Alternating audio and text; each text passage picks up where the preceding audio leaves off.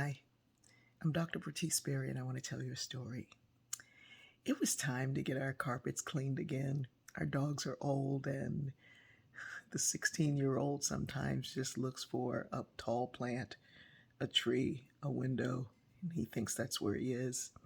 The young dog just finds spots where I've been sitting, and he's like, "This is where I'm going. This carpet feels like grass." So, our carpet cleaner, a man who is really funny and engaging, came again to clean the carpets. He noticed my different bottles of odor band that I keep nearby when I have to sit and work in a spot where the dog has sat before me.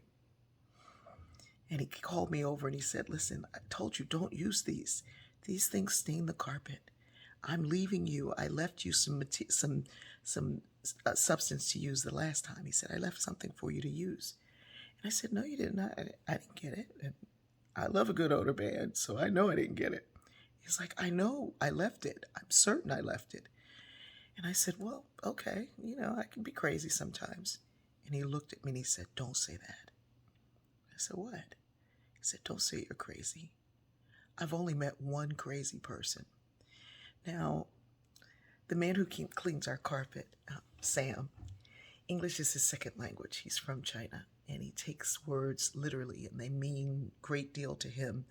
And so when he said he only met one person who was crazy, and he said, "Do you know how I know she was crazy?" And I said, "No, how?"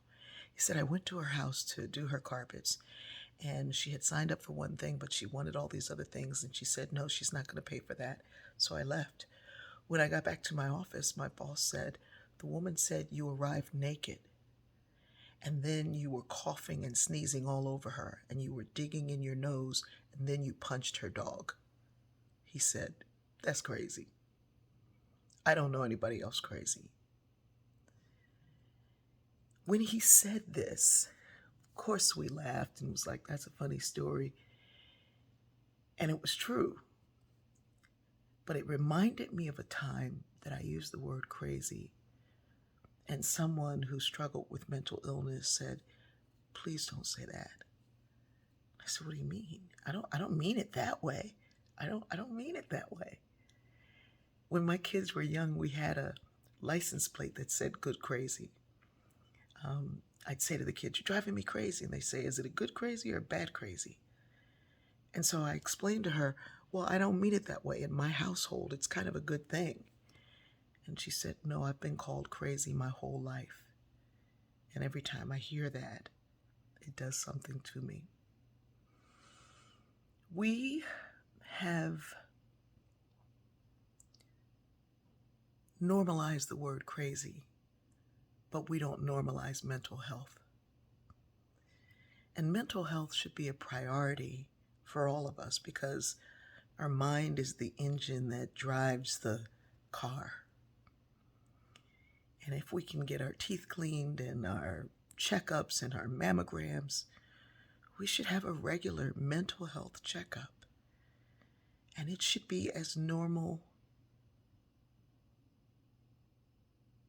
as walking the dog. It should be a part of our everyday conversation in a very healthy way. "Hey, have you had a checkup lately? How are you doing?" It's time for a checkup, isn't it? But we put people down who seek mental health and seek mental wellness. We put people down who are mentally ill. We would no more laugh at a person with cancer than we would laugh at a person who had a heart attack.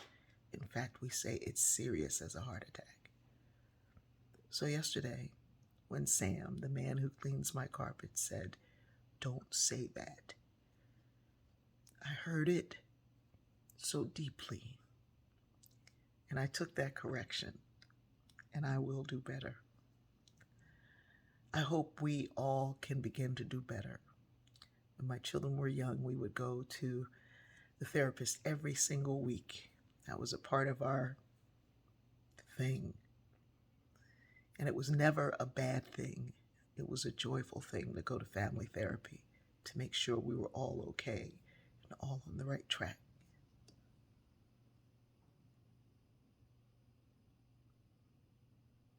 I hope we can make it a thing. I love you.